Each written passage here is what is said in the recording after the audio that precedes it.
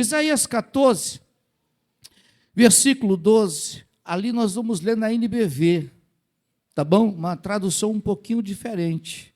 Me acompanha aí, faça a leitura junto comigo. Como você caiu do céu, ó estrela da manhã, filho da alvorada, você que atacava e conquistava outras nações, foi arrancado do seu lugar e jogado por terra. Isso aconteceu porque você dizia no seu coração: eu vou subir bem alto nos céus, erguerei o meu trono acima das estrelas de Deus, dominarei todos os anjos, sentado no trono mais importante. Eu serei a figura principal no Monte Sião ao norte. Subirei até o último céu e serei igual ao Altíssimo. Mas você vai ser jogado violentamente nas profundezas do Seol, no mais profundo do abismo. Lá, quem olha para você perguntará, olhando espantado: é esse o homem que fazia tremer a terra e abalava os reinos, que transformou o mundo no deserto, que destruiu grandes cidades e não deixava que seus prisioneiros voltassem para casa? Os reis de outras nações foram enterrados em suas próprias sepulturas com muita honra, mas o seu corpo é tirado e jogado fora, como uma planta morta, como as roupas dos mortos que foram feridos à espada. Amém? Ué, pastor, o tema, Filipenses 2, 9, 10, 11, e agora o senhor vai ler isso aqui. Sabe por quê, irmãos? Quando você abre Filipenses 2, que é o tema que essa juventude escolheu, você é levado a pensar nesta passagem. Porque enquanto o Filho de Deus, ele voluntariamente, ele se esvaziou, o adversário dele, como dizia o saudoso Padre Léo, encardido. O encardido, ele pensou isso, quando ele estava no céu. Ele pensou. Você consegue me entender? Ele pensou. E aí Deus, como diz aquela missionária Zete, né, passou o cerol. Deus passou o cerol nele. E aí ele desceu. Ele pensou em subir, enquanto o seu, o nosso Jesus disse: eu vou despir da minha veste de glória, vou encarnar num ser humano e vou pagar a conta que ele proporcionou ao homem. É ou não é interessante esse tema que essa juventude escolheu, irmãos? Não é interessante? É interessante, porque enquanto ele disse, certa vez eu vou subir acima das estrelas do Altíssimo e serei semelhante, o nosso Jesus disse, eu vou descer à terra espontaneamente, voluntariamente, e vou pagar o preço para resgatar a humanidade. Um tema excelente, irmãos. Então, para a gente poder entrar aqui na mensagem, a gente precisa ver e entender o que é humilhação. Sabe, irmãos? O que é humilhação? E nós temos uma resposta no Google que diz assim: ato ou efeito de humilhar ou humilhar-se. Conceito de humilhação. Humilhação é literalmente o ato de ser tornado humilde, ou seja, alguém que se tornou humilde perante o outro ser de devida superioridade. Logo, humilhação não é o mesmo que chamar o outro de menos espertos. Por exemplo, tem muito em comum com a emoção da vergonha.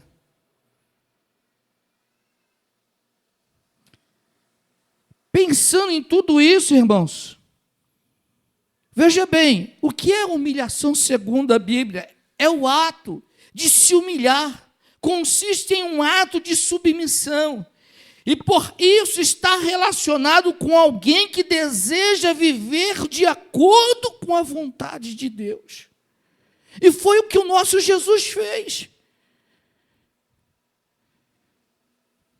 Eu queria pegar um texto como um textual para a nossa mensagem, que está registrado em João 10:10.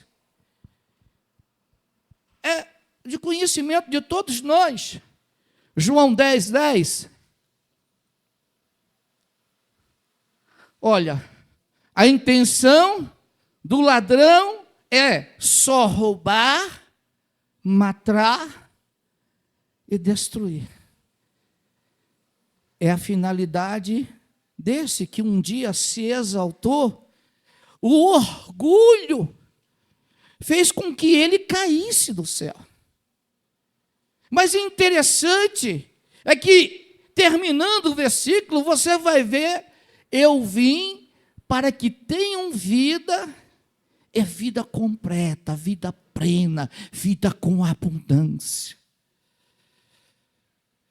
E às vezes eu me pergunto, por que é que as pessoas deixam de usufruir de uma vida abundante para viver na miséria do pecado?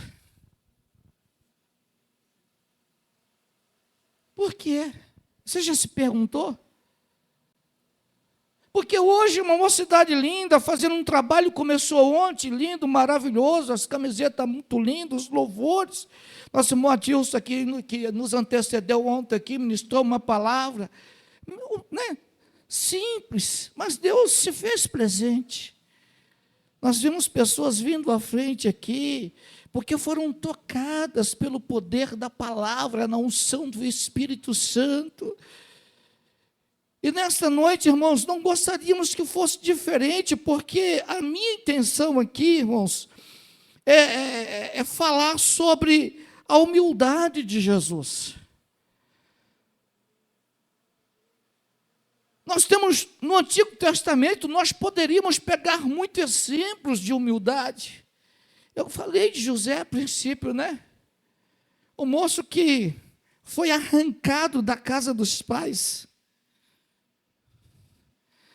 foi lançado no poço, do poço para a feira, da feira para a casa de Potifar, da casa de Potifar foi, tentado, mas não cedeu à tentação. Foi tentado e não cedeu à tentação, e vai para a cadeia. E aí, percebe, os irmãos, que há um processo. Nós tivemos aqui hoje, nessa manhã, é podcast que ele fala? Talk, né? E ali a jovem Raquel, que está nos assistindo ali, ela foi indagada sobre a sua carreira da fé. E aí alguns jovens que interagiram nesse bate-papo, perguntaram para ela qual foi a maior dificuldade, várias perguntas, e eu fiquei prestando atenção dali, e eu fui levado, e eu quero deixar um conselho para vocês, jovens, João 12:24, João 12, 24, eu quero deixar esse versículo para a vossa meditação, em especial essa juventude, porque perguntaram a Raquel ali sobre várias perguntas, e ela deu um testemunho impactante da vida dela, ela falando sobre a fé de seus pais. Mas chegou o momento que ela teve um encontro com Jesus. Foi assim, Raquel? Teve um momento que agora não é mais. Isso nos faz lembrar até da mulher de Samaria, né? Olha, já não é o povo lá, os samaritanos, já não é pelos seus ditos, mas eu mesmo pude contemplar com os meus olhos e reconhecer, Ele é o Salvador do mundo. Mas para que isso aconteça, jovem, é preciso você tomar nota aí. Guarde esse versículo no vosso coração, João 12, 24, diz assim: em verdade vos digo. Aqui ó, outra tradução mais profunda. Eu afirmo a vocês que se um grão de trigo cair na terra e não morrer, ficará ele uma semente isolada. Porém, se morrer, produzirá muitos novos grãos de trigo. Então, se você estiver vivo, se você ficar com dó, mas você sabe que, veja bem, existe algo que talvez muitos de vocês jovens não sabem. Se você pegar uma semente, tirar ela da laranja, uma semente de abóbora, e plantar ela, você sabe que ela vai morrer? Ela vai apodrecer e não vai dar nada? Você sabia disso? Os jovens sabiam disso? Então, a semente de abóbora, a semente de laranja, você precisa tirar a semente, pôr para secar. Depois da semente seca, você enterra ela. Aí, sabe o que vai acontecer? Vai nascer um pé de laranja, um pé de abóbora e vai produzir muitos frutos. E hoje, na caminhada da fé, a gente percebe, ou melhor dizendo, que tem muitas pessoas que ela não consegue produzir nada.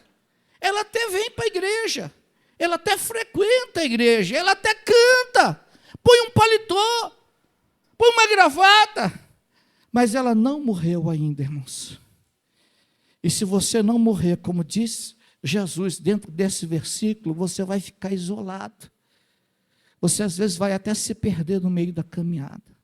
Mas oxalá nesta noite, juventude, você possa tomar posse dessa palavra. Porque Apocalipse 2,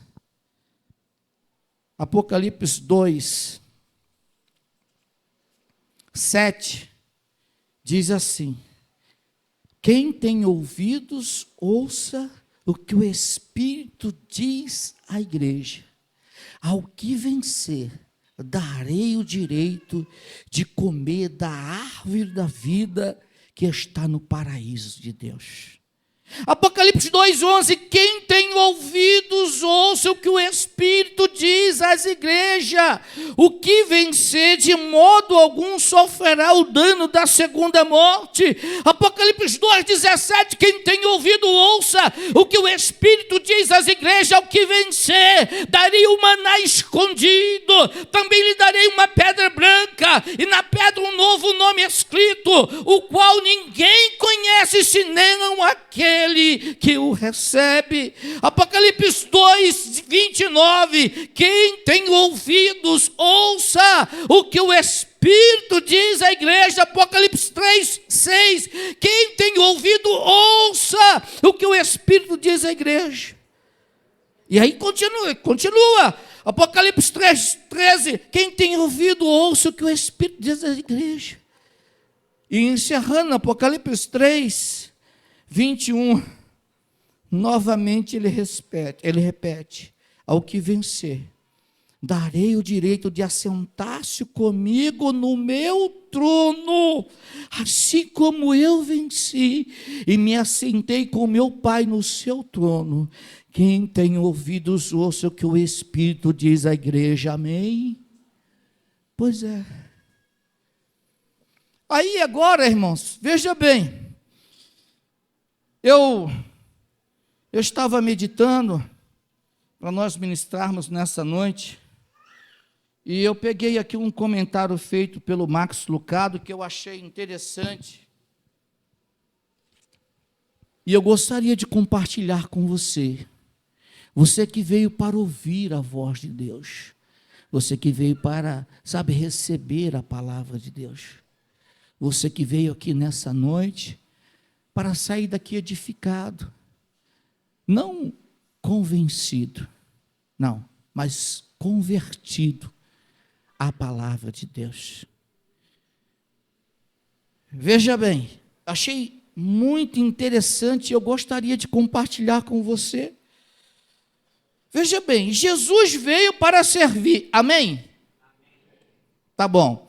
Ele optou pela oração em detrimento do sono, optou pelo deserto no lugar do Jordão, por apóstolos irracíveis em vez de anjos obedientes. Eu teria escolhido os anjos. E você? Se tivesse a opção, eu teria montado minha equipe apostólica com querubim, serafim, com Gabriel e Miguel na frente, como testemunhas oculares do resgate do Mar Vermelho e do fogo incandescente no Monte Carmelo. Eu escolheria anjos.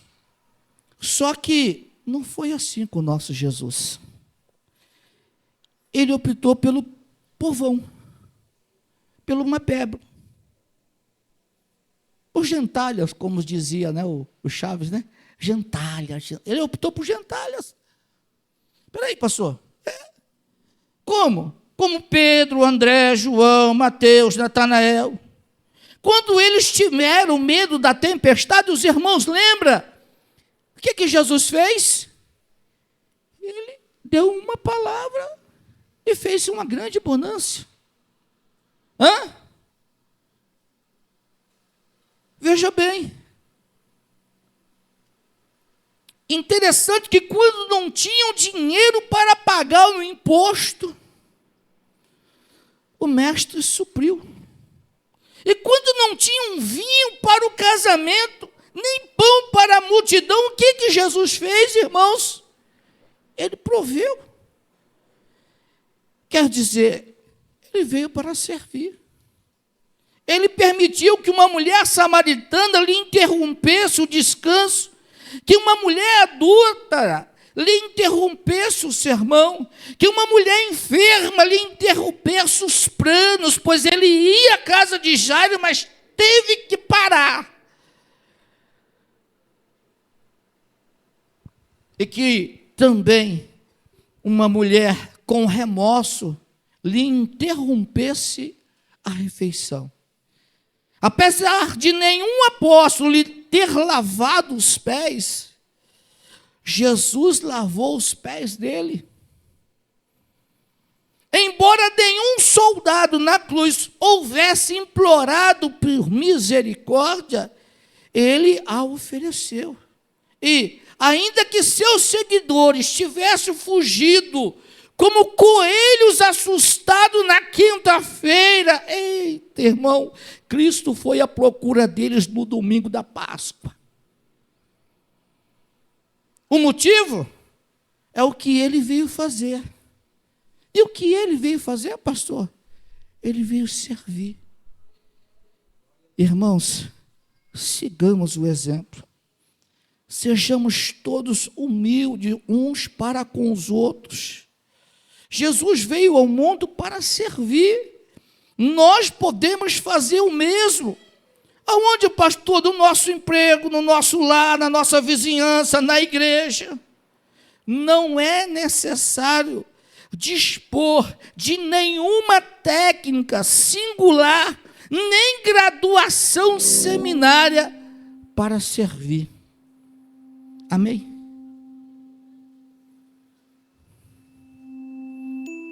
Às vezes, por exemplo, ontem eu observei aqui, desde sexta-feira as meninas vieram, lavaram, limparam, Daniel.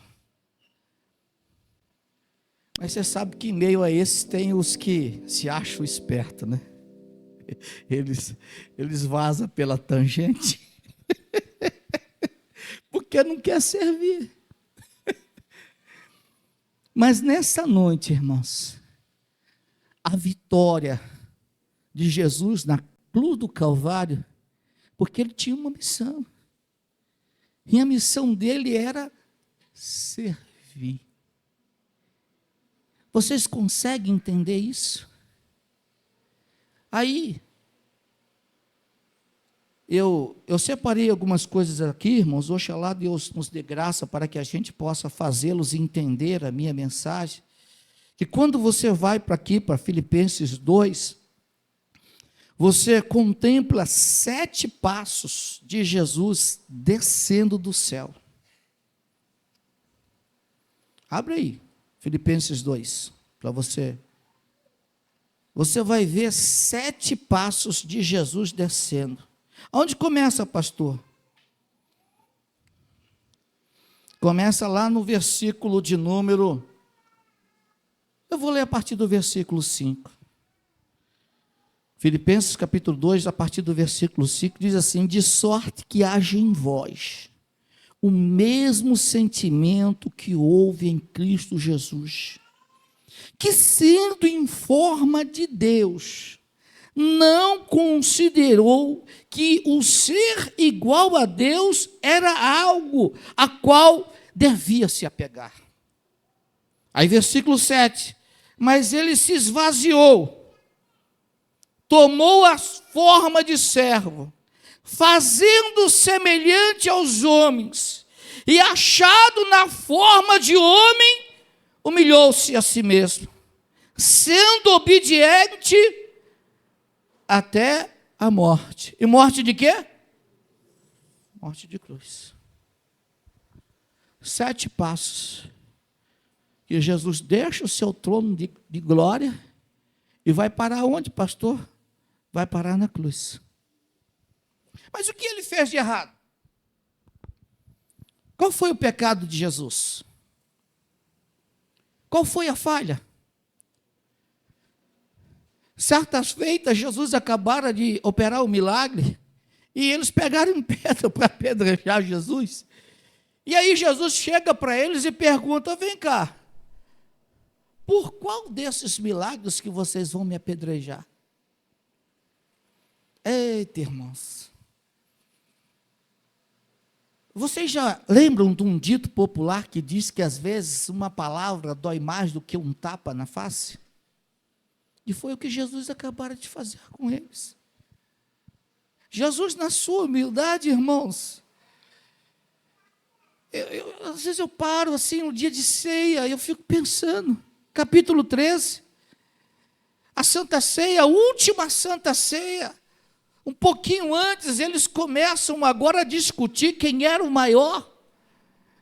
Eles estavam querendo montar um ministério ali, né? Ministro da Economia, ministro da Defesa. Eles estavam querendo montar um ministério ali e agora estava feio, porque quem era o chefe? Quem seria o chefe?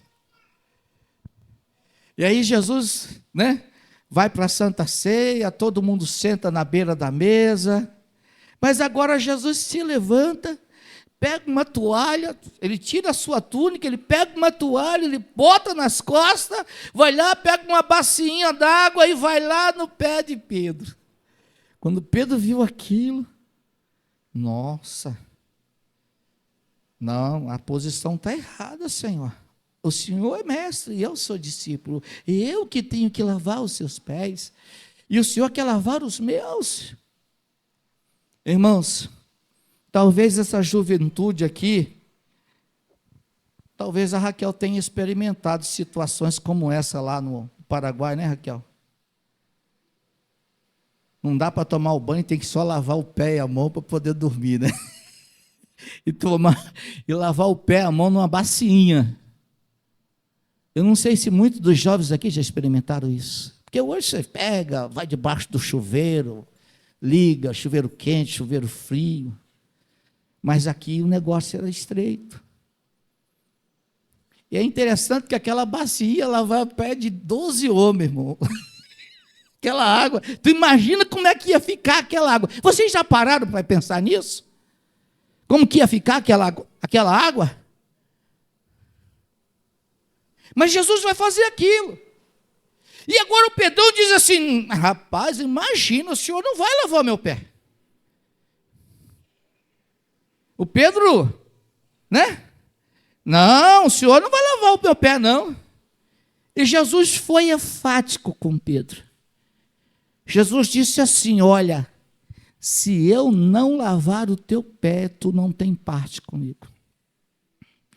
Senhor, não, então lava a cabeça, lava o braço, lava as pernas. Ele falou: não, quem está limpo só precisa que se lavem os pés.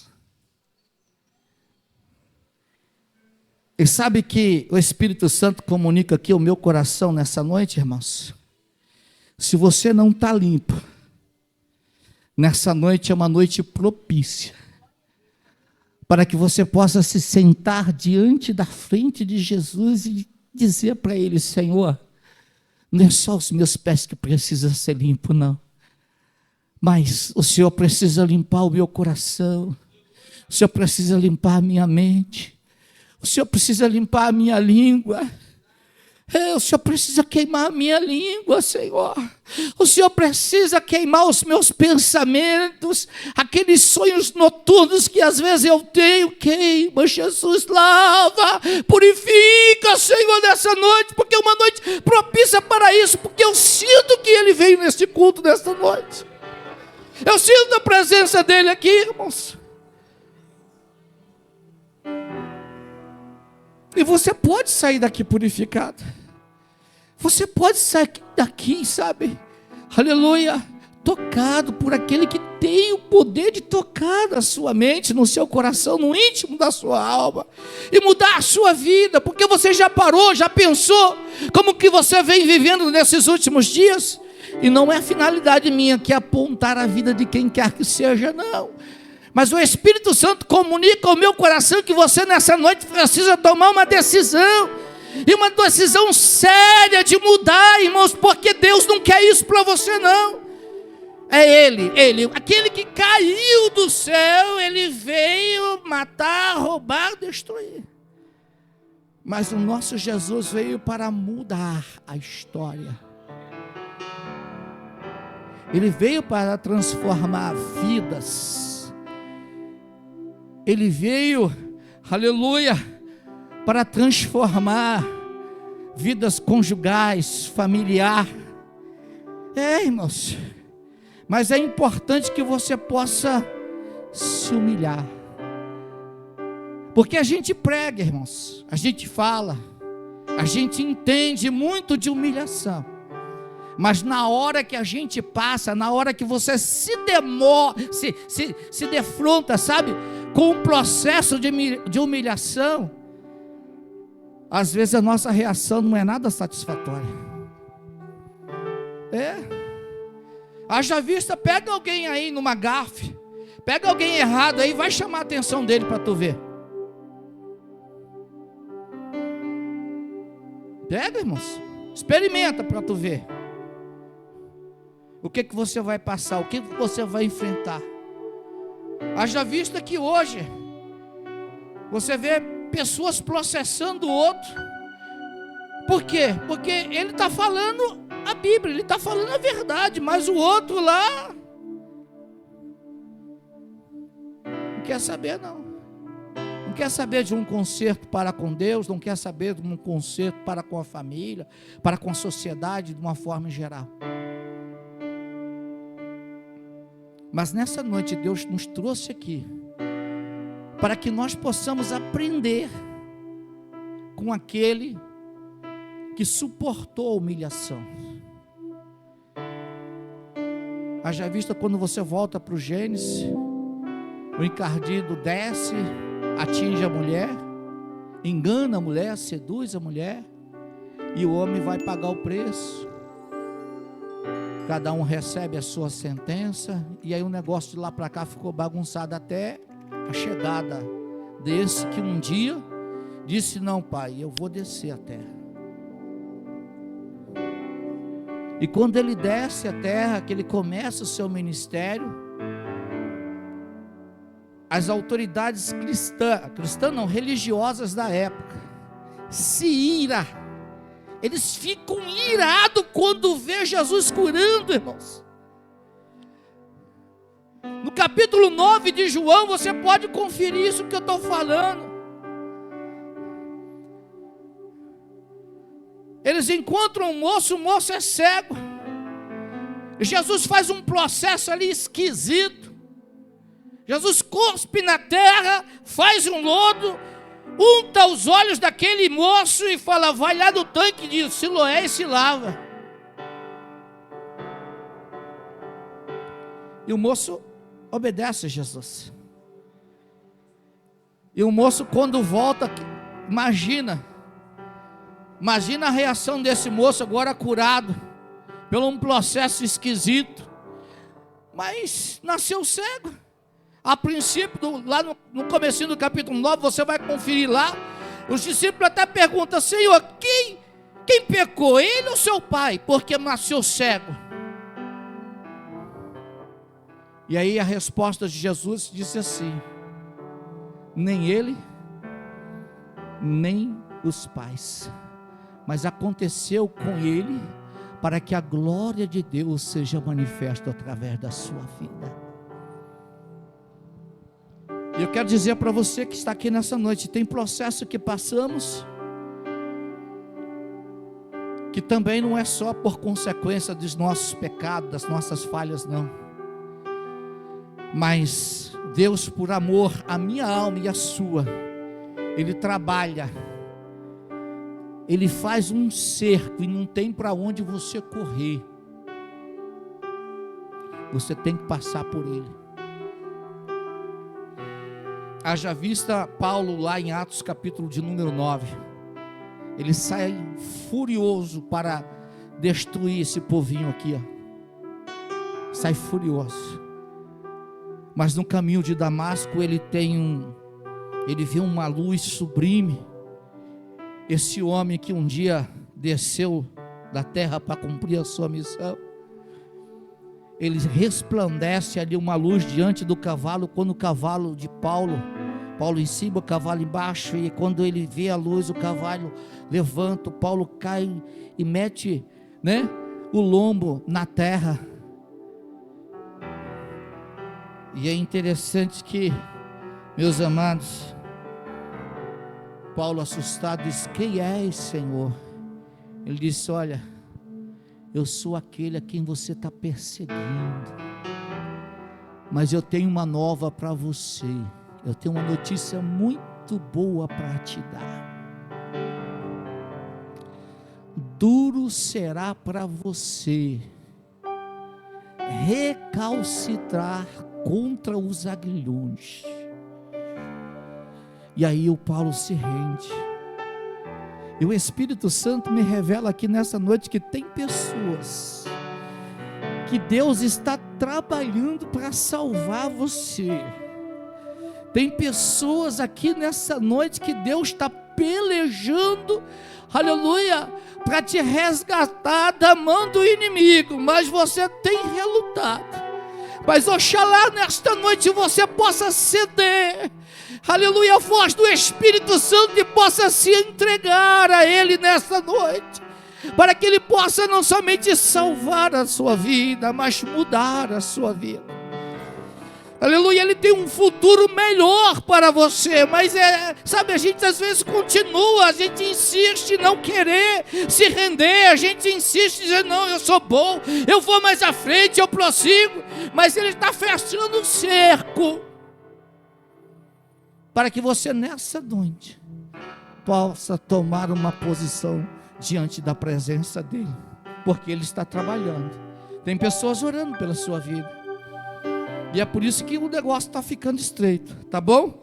Mas vamos correr aqui. Deixa eu voltar aqui, irmãos. Então, veja bem, irmãos. O nosso Jesus foi o maior exemplo de humildade. Você sabe o que significa humildade?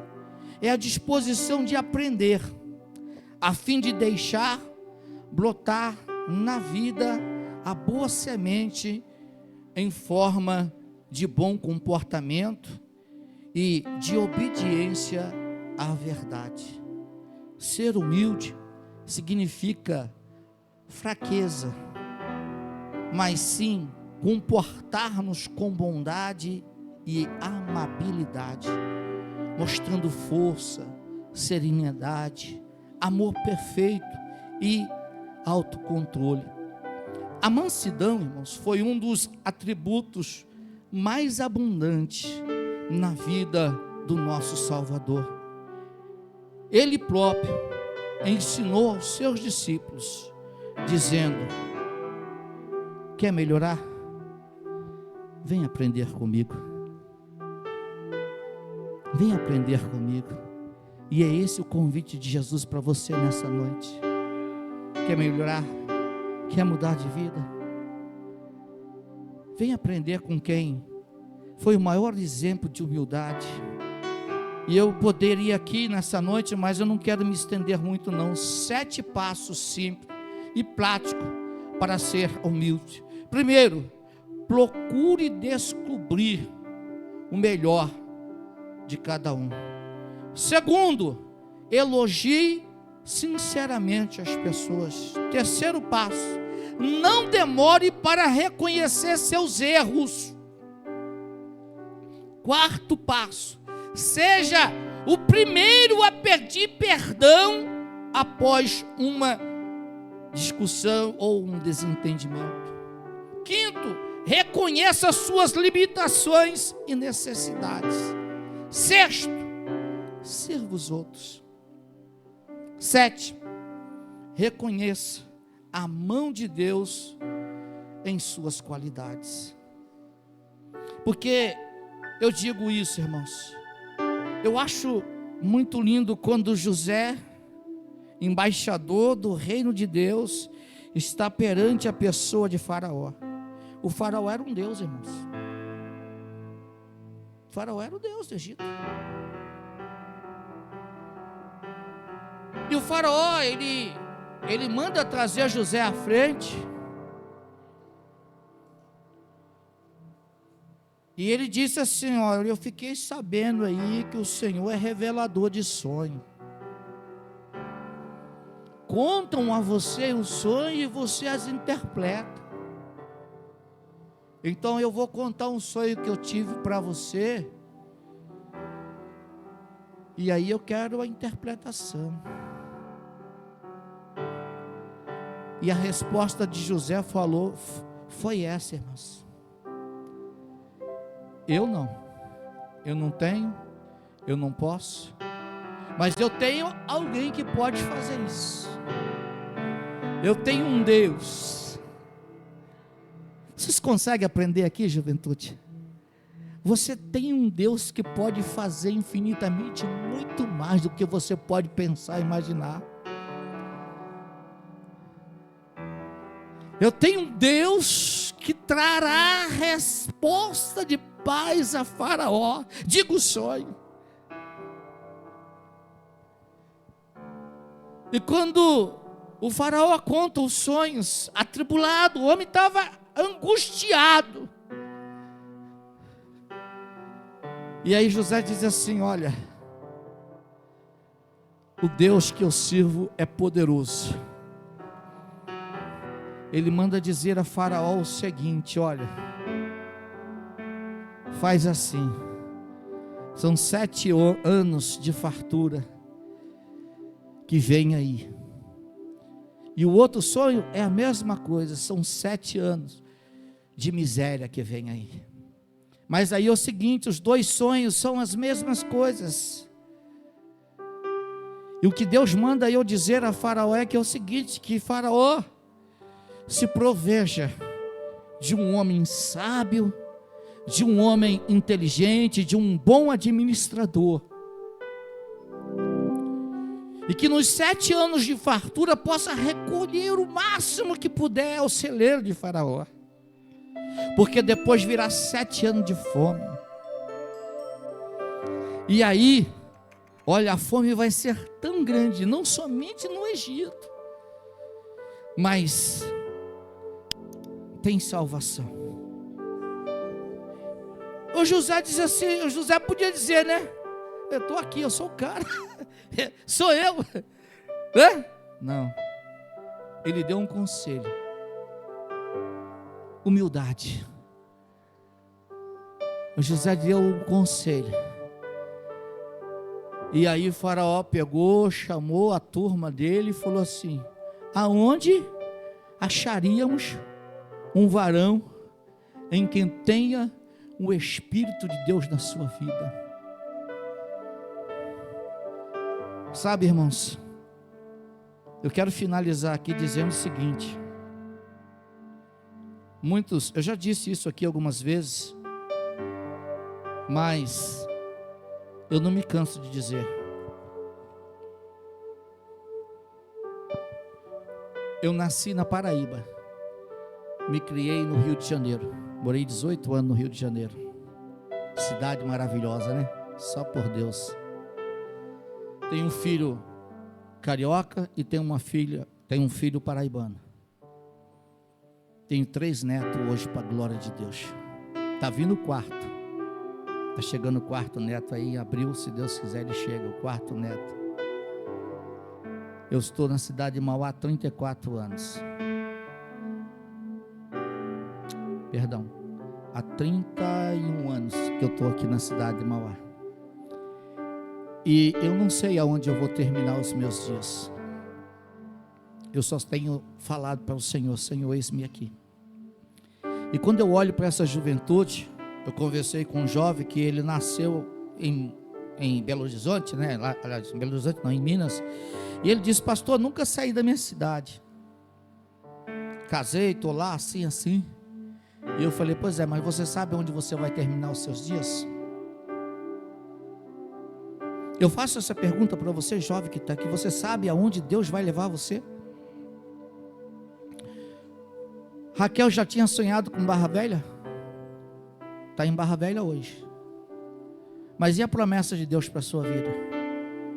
Ela ainda não tem ainda. Tem? Já onde Deus vai te levar? Não tem ainda. Mas eu quero dizer para você uma coisa: se prepare. Se prepare, juventude. Porque eu fiz a pergunta: você sabe o que José foi fazer no Egito? Quem que respondeu? Tem alguém que tem resposta? Não? Ninguém se arrisca, fala. Ele foi fazer a vontade do Senhor. Tá bom, eu vou considerar como certa, porque você foi ousado em meio a todos eles. Mas sabe o que José foi fazer no Egito? Ele foi servir a Deus no Egito. Foi servir. Foi provar para o Faraó que ele não é Deus, e Deus sim, Deus é o Deus de José. Irmãos, quando você vai estudar sobre a vida de Daniel, Sadraque, Mesaque e Abednego, o que me chama a atenção na história, Daniel, é que Babilônia, sabe, subiu, cresceu, expandiu, mas faltou gente nobre para servir ao reino de Babilônia. Faltou, Daniel. E aí aconselharam a Nabucodonosor: olha, em Israel tem uns jovens lá, mano, que é 10. Manda trazer, manda buscar aqueles jovens. Vocês pensam que foi só 4 jovens que entraram em Babilônia? Não, foi uma leva. Foi uma leva muito grande, gente. Mas 4 jovens, eles assentaram no coração: somos judeus, servimos ao Deus de Israel, ninguém tira isso de nós. E eles deram a mão, Daniel. Olha, a gente não se mistura, a gente não vai se estragar, a gente não vai se perder aqui em Babilônia. Está fechado o acordo? Está fechado. E aí eu pergunto, aqueles jovens conseguiram fazer a diferença lá em Babilônia, irmãos? Um ambiente completamente diferente, Deus diferente, costumes diferentes. Imagine você. Mas aqueles jovens, eles entram convictos, irmãos. Vamos servir a Nabucodonosor. Deus quer que nós vai servir a Ele.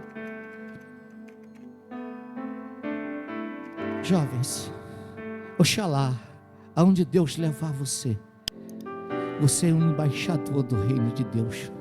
Não perca o foco, não perca a linha, tá? Mas conserva isso com você, porque eu tenho certeza que naquele grande dia você vai poder receber do Senhor: vinde bendito do meu Pai, possuir por herança aquilo que está destinado desde a fundação do século. Amém. As palmas louvam o Senhor. Agradeço a minha oportunidade. Deus abençoe.